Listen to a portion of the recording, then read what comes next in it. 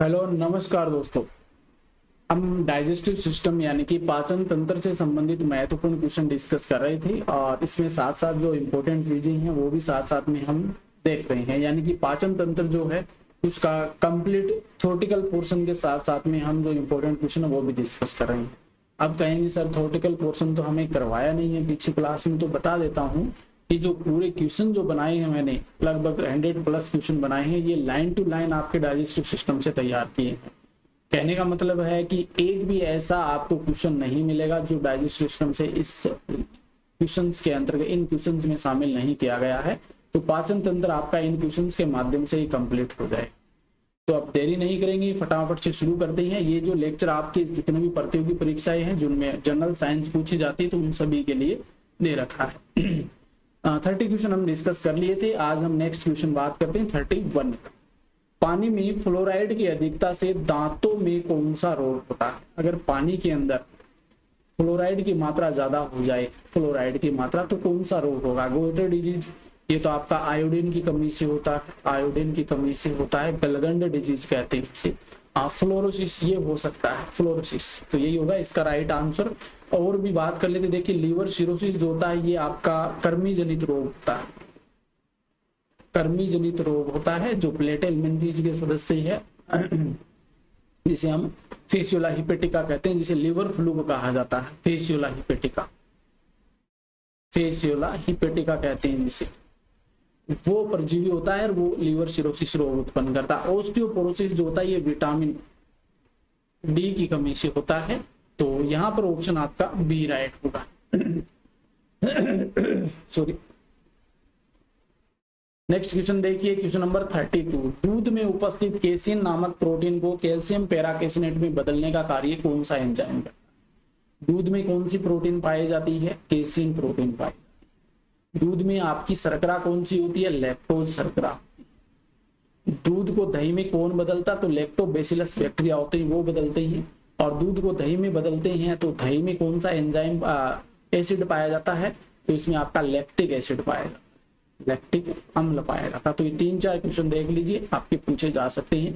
Casein protein, lactose शर्करा और दही में लैक्टिक अम्ल।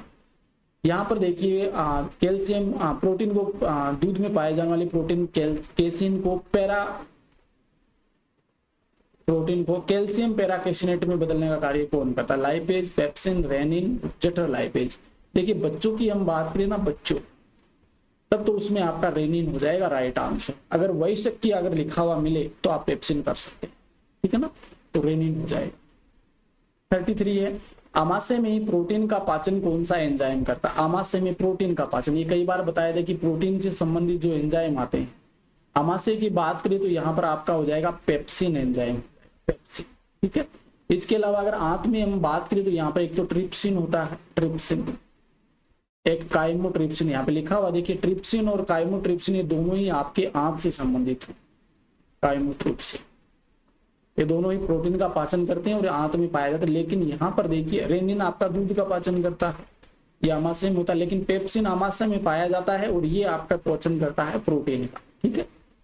34 है, देखिए एचसीएल का स्रावण आमाशय में कौन सी कोशिकाओं के द्वारा होता है? मैंने बताया था जठररस का सिक्रेशन होता है और एचसीएल का स्रावण जो होता है आमाशय में किन कोशिकाओं के द्वारा होता है? म्यूकस कोशिकाओं के द्वारा। म्यूकस कोशिकाएं ये म्यूकस का स्रावण करती है, श्लेष्मा का सिक्रेशन करती है। चीप कोशिकाएं एंजाइम का सिक्रेशन करती है। एंजाइम जो आमाशय में एंजाइम पाए जाते हैं कौन कौन से होते हैं? देखिए एक तो पेप्सिन होता है, एक आपका रेनिन होता है और एक जठरीय गैस्ट्रिक लाइपेज होता है। ये एंजाइम जो होते हैं ये आपके चीप कोशिकाओं के द्वारा स्रावित होते हैं। ऑक्सेंटिक या अम्लजन कोशिकाएं जो होती हैं, ये इसका राइट आंसर हो जाएगा, अम्लजन कोशिकाएं। अम्लजन कोशिकाएं जो होती है ये एचसीएल का सिक्रेशन करती है। तो यहाँ पर ऑप्शन सी हो जाएगा। एचसीएल हमारे आमाशय के अंदर 1.2 pH को बनाकर रखता है, जिससे कि सभी एंजाइम होते हैं वो एक्टिवेट हो सके और जो बैक्टीरिया है उनको नष्ट करने का कार्य करता है। एचसीएल ज्यादा मात्रा में हो जाए जिससे हमारे आमाशय की भित्ति जल सकती है, इसको बचाने के लिए म्यूकस कोशिकाएं होती हैं जो म्यूकस का सिक्रेशन करती है। 35 देखिए ये क्वेश्चन आ गए। देखिए आमाशय में वसा के पाचन की शुरुआत कौन सा एंजाइम करता है? आमाशय में वसा के पाचन की शुरुआत कौन सा एंजाइम करता है? देखिए सेकंड का भी कुछ छोटा सा पॉइंट होता है जिसमें ये एंजाइम एक्टिव होता है। है ना। टाइलिन आपके मुख गुहा में पाया जाता है तो ये तो होगा नहीं, टाइलिन क्या करता है, स्टार्च का पाचन करता है। लाइसोजाइम भी मुख गुहा में होता है तो ये भी नहीं होगा, मतलब ये बैक्टीरिया को नष्ट करता है। ट्रिप्सिन आपका आंत में होता है। अब बचा कौन सा, एक एंजाइम बचा जठर लाइपेज। ये जठर लाइपेज होता है, कुछ समय के लिए एक्टिवेट होता है और वसा का पाचन शुरू करता है। 36 है HCl का कार्य क्या है, वेरी वेरी इंपॉर्टेंट। अभी मैंने बताया था कि HCl का कौन सा कार्य है, देखिए जीवाणुओं को नष्ट करना है, सबसे पहला तो ये है। टाइलिन के प्रभाव को निष्क्रिय कर देना, क्योंकि आमाशय में आप याद रख लीजिए, आमाशय के अंदर कार्बोहाइड्रेट का पाचन नहीं होता है। कार्बोहाइड्रेट का पाचन आमाशय में बिल्कुल भी नहीं होता है। इसका कारण ये है कि टाइलिन एंजाइम जो होता है वो डीएक्टिवेट हो जाता है, निष्क्रिय हो जाता है। और निष्क्रिय एंजाइम जो होते हैं अम्लीय माध्यम बना करके उनको सक्रिय किया जाता है, चाहे वो पेप्सिन हो, रेनिन हो, इन एंजाइमों को। और ऑप्शन डी है सभी, तो ये सभी कार्य हैं आपके HCl के। 37 देखिए, मुख गुहा में पाचन के बाद भोजन क्या कहलाता है, मुख गुहा है। मुख गुहा की बात करें, मुख गुहा में भोजन का पाचन हुआ, भोजन आपका मिल गया लार के साथ और लाल से मिलते ही ये लसलसा भोजन हो जाता है। लसलसा भोजन होता है जिसको निगला जाता है। जब इसको निगलती है ना तो उस समय इस भोजन को हम क्या कहते हैं, बोलस कहते हैं, बोलस कहा जाता है। ठीक है, तो ऑप्शन फर्स्ट आपका राइट हो जाएगा, बोलस इसका राइट आंसर। अब ये कायम और कायल आ जाता तो इनके बारे में भी बता देता हूँ, यहाँ से क्वेश्चन बना है कई बार तभी बताता हूँ। देखिए अगर आमाशय में पाचन होता है, आमाशय में भोजन का पाचन हो जाता है और पाचन के बाद जब ये आपका आंत में पहुंचता है, आमाशय में पाचन के बाद आंत में पहुंचता है, तो आमाशय में पाचन होते ही इसको हम क्या कहते हैं, कायम कहते हैं। आमाशय में पाचन के बाद भोजन को कायम कहा जाता है और आंत में पाचन के बाद भोजन को कायल कहा जाता है। तो ये तीनों चीज आपकी याद होनी चाहिए। यहाँ पर जो आपका राइट आंसर होगा ना वो ऑप्शन आपका फर्स्ट हो जाएगा, बोलस। 38 देखिए, आमाशय में पाचन के बाद भोजन को क्या कहलाता है। जब आमाशय में भोजन का पाचन होता है तब उसको क्या कहते हैं, तो उसको कहते हैं हम कायम कहते हैं। ऑप्शन सही हो जाएगा। अभी मैंने आपको बताया है अगर छोटी आंत या आंत में पूछे तो कायल होगा, निवाला हम बोलस को ही कहते हैं। 39 देखिए, निम्न में से कौन सा एंजाइम केवल बच्चों में स्रावित होता है। बताया है मैंने, बच्चों में केवल रेनिन ऐसा एंजाइम है वो जो बच्चों में पाया जाता है, छोटे बच्चों में, और ये क्या करता है, दूध का पाचन करता है। दूध की जो प्रोटीन होती है उसको कैल्शियम पैराकेसिन में बदल देता है। तो यहाँ पर टाइलिन ये स्टार्च का पाचन करता है, पेप्सिन प्रोटीन का, ट्रिप्सिन पेप्सिन का, लेकिन रेनिन दूध का पाचन करता है। ऑप्शन सही हो जाएगा, जो केवल बच्चों में पाया, तभी तो बच्चों को हम दूध ज्यादा पिलाते हैं। आमाशय में HCl के प्रभाव, अब क्वेश्चन ये बन जाता है कि सर ये आपने कहा बच्चों में पाया जाता है, तो बड़ों में दूध का पाचन कौन करता है, जो वयस्क होते हैं, बड़े होते हैं या वयस्क में दूध का पाचन कौन करेगा, तो ये जो पेप्सिन जो होता है ना, पेप्सिन ये करेगा दूध का पाचन। आमाशय में HCl के प्रभाव से बचाने का कार्य या स्वपाचन से बचाने का कार्य कौन करता है। अगर HCl है उसकी मात्रा ज्यादा हो जाती है तो आमाशय की भित्ति जल सकती है ना, एसिड है, तो इस भित्ति को जलने से बचाने के लिए यहाँ पर दो श्लेष्मा ग्रंथि पाई जाती है जो श्लेष्मा का सिक्रेशन करती है, यानी कि म्यूकस होता है जो आमाशय होता है ना, इस प्रकार से आमाशय। तो इस आमाशय के ऊपर जैसे कि HCl की मात्रा बढ़ी तो यहाँ पर क्या होता है, एक लेयर पाई जाती है, वो लेयर होती है आपकी म्यूकस की, वो इसको जलने से बचाती है। तो ऑप्शन बी हो जाएगा। 41 नंबर का क्वेश्चन देखिए, आमाशय छोटी आंत के कौन से भाग से जुड़ा हुआ, आमाशय छोटी आंत के कौन से भाग से जुड़ा हुआ होता है। ये देखिए थोड़ा सा अच्छा नहीं बना ना, दोबारा से बना, लेकिन क्या दिक्कत,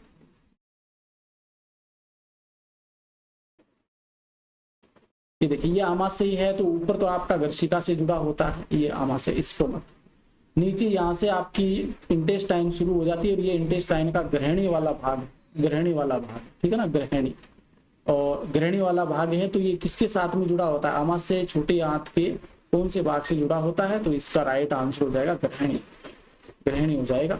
3 भाग होते हैं आपकी छोटी आंत की, एक तो आपका ग्रहणी है, फिर इलियम, फिर जेजुनम, ये 3 भाग होते हैं।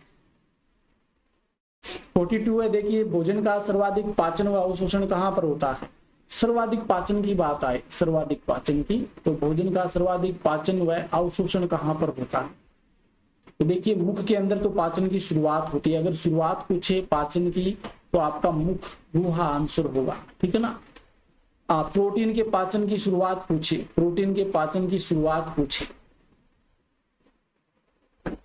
तो कौन होगा, तो आपका आमाशय हो जाएगा। वसा के पाचन की शुरुआत पूछे तो आपका आंत हो जाएगा, छोटी आंत हो जाएगा, ठीक है।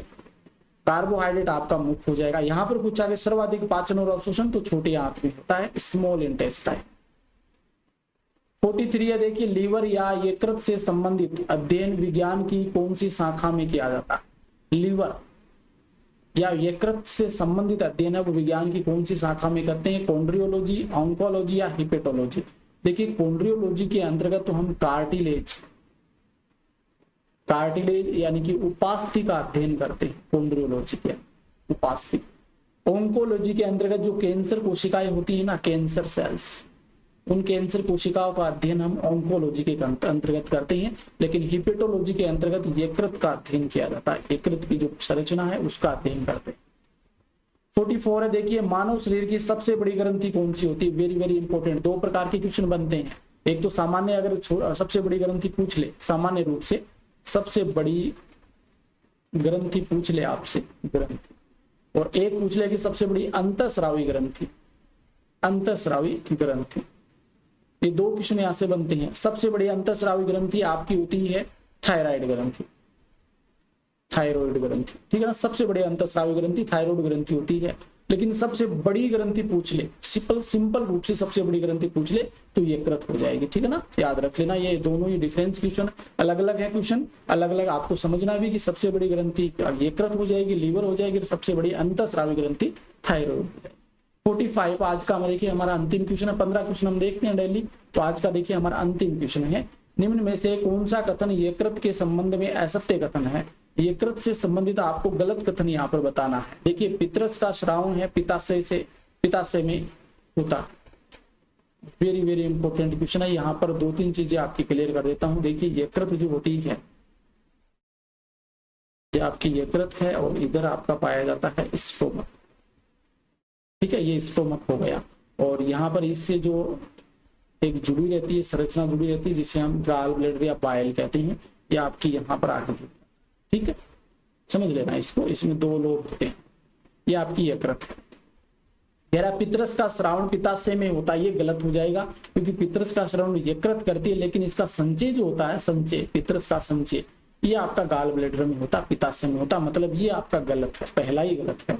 लीवर में पितरस का श्रावण होता है, ये बिल्कुल सही है। आपकी यकृत में पितरस का श्रावण होता है, लेकिन यहाँ से आकर के ये इसमें स्टोर हो जाता है, गाल ब्लैडर गाल ब्लैडर कह सकते हैं या पिताशय कहते हैं, इसके अंदर आपका स्टोर हो जाता है, संचय हो जाता है। यकृत कोशिकाएं कैरोटीन से विटामिन ए का संश्लेषण करती है, बिल्कुल सही है। विटामिन ए का संश्लेषण यकृत कोशिकाओं के द्वारा किया जाता है। अमोनिया में ऑर्निथिन चक्कर द्वारा यूरिया का निर्माण यकृत में होता है। ऑर्निथिन साइकिल आपका यकृत में होता है और इसके द्वारा यूरिया का फॉर्मेशन होता है, ये भी बिल्कुल सही है। मतलब बै सैद तीनों ही सही है। ए आपका गलत हो जाएगा, ये ऑप्शन फर्स्ट आपका गलत हो जाएगा, क्योंकि आपका जो पित्ताशय होता है ना, पित्ताशय याद रख लेना, पित्ताशय जो होता है ये पित्त का संचय करता है, पित्त का संचय करता है, श्रावण नहीं करता है। तो ये क्वेश्चन याद रख लेना। तो 45 क्वेश्चन हमारे हो गए हैं। तो आज हम ये 15 क्वेश्चन हमारे हो चुके हैं। कैसे लगे हैं बताना जरूर। पूरा चैप्टर हम कवर करेंगे, डाइजेस्टिव सिस्टम, फिर पाचन तंत्र, ऐसे सभी चैप्टर इसी प्रकार से करेंगे। जैसे क्वेश्चन की भी तैयारी हो जाएगी, साथ में थ्योरेटिकल पोर्शन भी हो जाएगा। तो आज के लिए इतना ही, धन्यवाद, थैंक यू। अगर नए हैं चैनल पे तो चैनल को सब्सक्राइब कर लीजिए और अधिक से अधिक शेयर कीजिए लेक्चर को, ताकि और भी स्टूडेंट इससे जुड़ सके। धन्यवाद, थैंक यू।